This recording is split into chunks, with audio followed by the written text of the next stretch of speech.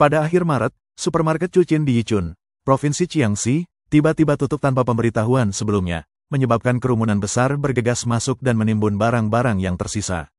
Seorang pengguna TikTok berkata, "Saya pergi ke supermarket Chuchin pada malam hari dan hanya dalam beberapa jam semuanya habis, hanya rak-rak kosong yang tersisa dan beberapa orang masih mengantri untuk membayar."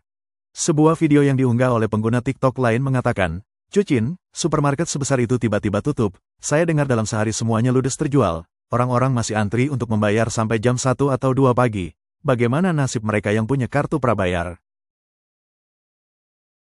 Saya masuk ke supermarket dan tidak tahu apa yang terjadi. Tiba-tiba menjadi hiruk-pikuk. Toko itu berantakan. Orang-orang tua memimpin, mendorong troli belanja yang penuh sesak, menabrak lorong-lorong. Seperti mereka bukan hanya mengambil produk, mereka menyerbu medan perang. Bagian makanan ringan benar-benar habis. Keripik yang biasanya berharga lebih dari 20 yuan sekarang 3 bungkus seharga 10 yuan dan langsung disambar dalam hitungan detik. Ibu dan ayah berebut sambil berteriak, "Sisakan 2 bungkus untukku." Barang-barang sehari-hari sama kacaunya, tisu toilet habis dalam sekejap dan seseorang bahkan lari dengan sekotak penuh sambil bergumam, "Saya tidak perlu membeli tisu toilet selama setahun." Supermarket itu sudah kosong. Seorang wanita mengunggah video yang mengatakan, "Tadi malam ketika saya membeli buah tidak ada tanda-tanda masalah apapun. Sekarang supermarketnya habis. Troli belanja saya masih berisi lebih dari 2.000 yuan." Seseorang berkomentar dan berkata, "Ini supermarket lokal kami. Mereka menjual kartu dan kemudian memberikan kartu itu kepada pemasok. Lalu mereka menggunakan uangnya untuk membangun gedung dan sekarang semuanya habis." Komentar lain mengatakan, "Chuchin sebenarnya adalah supermarket paling populer di Sangkau. Saya tidak menyangka akan bangkrut. Voucher belanja saya tidak dapat dipakai lagi." Makin banyak supermarket di seluruh China yang tutup. Sebuah video menunjukkan supermarket besar lain di Zhejiang tutup dengan lantai pertama benar-benar kosong. Pada bulan Maret, 8 lokasi supermarket Yonghui di Guiyang, Guizhou tutup dalam rentang 1 bulan. Ya Tuhan, supermarket Yonghui telah menutup 8 toko di Guiyang dan hanya dalam 1 bulan. Seluruh Yonghui di Huaguoyan tutup. Huaguoyan dengan 500.000 orang bahkan tidak dapat mendukung 2 toko Yonghui. Hari ini Yonghui di Sangchaoan juga tutup. Sekarang di Guiyang, Yonghui hanya tersisa di Chinyang Youworld dan Senturichin.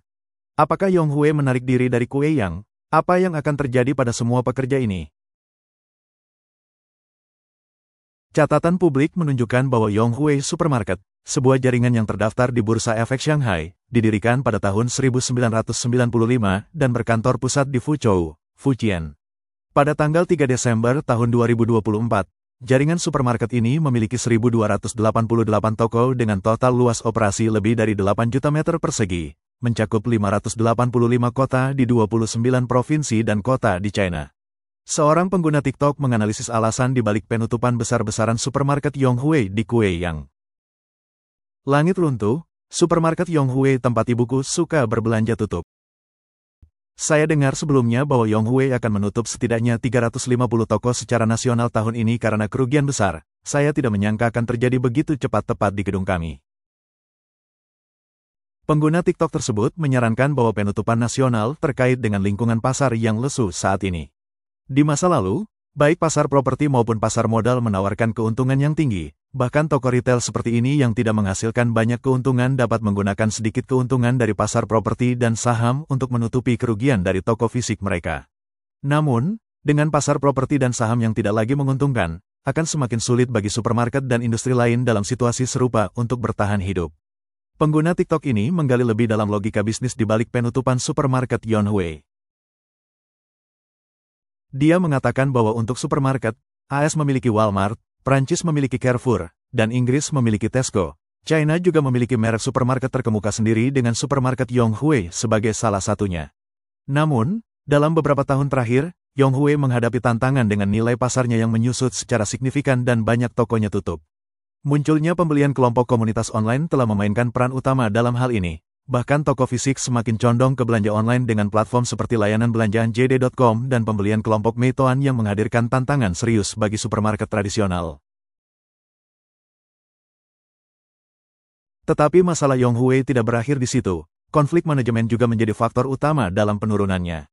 Dua bersaudara yang memimpin perusahaan memiliki visi yang berbeda. yang satu ingin fokus pada pengembangan online sementara yang lain lebih suka memperkuat kehadiran offline.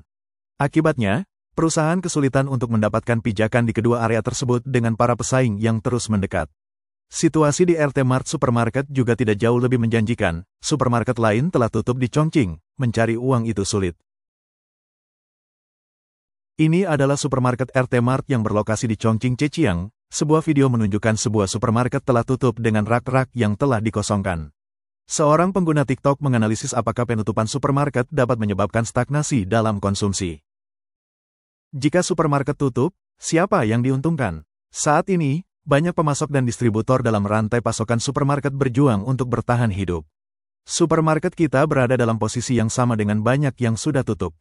Bagian yang paling membuat frustrasi adalah pemasok dan influencer yang menghasilkan banyak uang dengan memasok dan mempromosikan untuk supermarket. Ketika supermarket menghilang, bisnis mereka juga akan gagal. Pada akhirnya, pemilik supermarket, karyawan, dan pemilik tanah akan bernasib buruk. Tidak ada yang menghasilkan uang, banyak yang akan kehilangan pekerjaan, dan seluruh industri akan runtuh. Siapa yang diuntungkan dari itu? Supermarket adalah bagian penting dari kehidupan sehari-hari masyarakat, tetapi sekarang begitu banyak yang tutup dan orang-orang di jalanan tampaknya membuang-buang waktu mereka, dari produsen hingga distributor, grosir, karyawan, promotor, dan pemilik tanah. Ketika seluruh rantai putus, konsumsi akan berhenti dan pasar akan jatuh ke dalam kekacauan. Pengguna TikTok tidak setuju dengan gagasan bahwa belanja online lebih unggul. Dia berkata, beberapa orang mengatakan supermarket dapat menghemat uang dengan memotong perantara, tetapi itu tidak benar. Ambil contoh aplikasi transportasi online, mereka mulai dengan banyak diskon, tetapi sekarang harganya cukup tinggi. Hal yang sama berlaku untuk platform pengiriman makanan, awalnya ada banyak subsidi, tetapi sekarang biayanya lebih mahal dan kualitasnya tidak selalu sesuai standar. Supermarket memiliki keuntungan dalam mengendalikan kualitas produk dan menyediakan keuntungan berbelanja yang tepat waktu yang tidak dapat ditandingi oleh belanja online. Mengapa orang masih pergi ke supermarket untuk kebutuhan sehari-hari seperti beras, minyak, dan buah-buahan serta sayuran segar? Itu karena mereka dapat melihat kualitasnya sendiri. Dia menambahkan, pemilik supermarket bangun pagi dan tidur larut malam berharap dapat menjalankan bisnis mereka dengan baik, memberikan kemudahan kepada semua orang, dan mengamankan mata pencaharian mereka sendiri. Menjaga supermarket tetap buka berarti menjaga pekerjaan kita dan menjaga kehidupan tetap nyaman bagi semua orang. Saya harap orang-orang akan lebih mendukung supermarket agar kita bisa melewati masa sulit ini bersama-sama. Seorang pemilik supermarket mengatakan bahwa tokonya menghadapi penutupan, dia tidak dapat bertahan lebih lama lagi setelah kehilangan 300.000 yuan, harga yang sangat menyakitkan untuk dibayar. Semua lemari sudah dikeluarkan, semuanya kosong sekarang, satu-satunya yang tersisa hanyalah beberapa freezer ini, kata pemiliknya. Barang-barang yang tersisa di supermarket harus dijual dengan harga diskon, rak-rak sudah dijual kepada orang lain dan dalam beberapa hari mereka akan datang untuk mengambilnya. Semua makanan ringan telah dikembalikan, tetapi beberapa barang tidak bisa. Banyak barang yang awalnya dibeli dengan harga lebih tinggi sekarang dianggap sampah. Total biaya pembukaan toko mungkin melebihi 300.000 yuan, termasuk AC dan renovasi, bahkan belum termasuk biaya lain-lain. Sekarang semuanya sedang dibersihkan dan rasanya kita hanya tersisa beberapa ribu yuan. Seorang pengguna TikTok China mencatat bahwa penutupan supermarket di China sering disalahkan pada dampak internet. Namun alasan yang lebih dalam adalah kurangnya tanggung jawab atas produk yang dijual dengan banyak supermarket menjual barang berkualitas rendah. Pengguna TikTok menjelaskan bahwa ketika Carrefour, sebuah merek supermarket Prancis, memasuki China pada tahun 1995, mereka memperkenalkan konsumen China pada konsep hypermarket bergaya gudang. Setelah itu, jaringan besar seperti Yonghui, CR Vanguard, RT Mart, Yikelong dengan cepat berkembang di seluruh negeri. Namun, kemudahan keuntungan pada saat itu mungkin telah menyebabkan supermarket mengabaikan perencanaan masa depan, yang mengakibatkan masalah yang luas. Banyak supermarket memiliki masalah serius dalam mengelola produk dan persediaan mereka. Masalah pertama adalah penggunaan kekuatan monopoli retail mereka untuk memberlakukan persyaratan yang tidak masuk akal pada pemasok. Di masa lalu, untuk memasukkan produk ke supermarket, pemasok harus membayar biaya masuk. Setelah masuk mereka juga diwajibkan membayar biaya rak, biaya promosi, biaya hari jadi, biaya acara, dan banyak lagi. Praktik ini berarti bahwa produk tidak dipilih berdasarkan kualitas, keterjangkauan, atau reputasi konsumen, tetapi lebih berdasarkan jumlah dana pemasaran yang diberikan. Akibatnya, harga untuk konsumen dinaikkan, menjelaskan mengapa banyak produk supermarket lebih mahal daripada yang dijual secara online. Selain itu, beberapa merek lokal kesayangan menghilang dari pasar dengan menurunnya toko serba ada tradisional. Misalnya, barang-barang murah seperti jarum, gunting kuku, lotion, pasta gigi, dan sepatu sederhana yang dulunya umum tersedia tidak lagi tersedia di supermarket karena biaya masuk yang tinggi yang dipersyaratkan oleh toko-toko ini. Meskipun produk-produk tersebut mungkin masih ditemukan di beberapa toko lama di kota-kota tertentu, supermarket tidak lagi menyediakannya. Kedua, supermarket sering menunda pembayaran, memberikan tekanan pada pemasok dan distributor. Pembayaran terkadang ditunda selama 3 hingga 5 bulan atau bahkan hingga 6 bulan atau setahun, membuat pemasok dan bahkan produsen berada di bawah tekanan keuangan yang parah. Supermarket memanfaatkan arus kas ini untuk membuka lebih banyak toko atau berinvestasi di industri lain. Praktik ini menyulitkan bisnis retail kecil dan menengah, terutama yang memiliki margin keuntungan tipis, untuk bekerja sama dengan supermarket.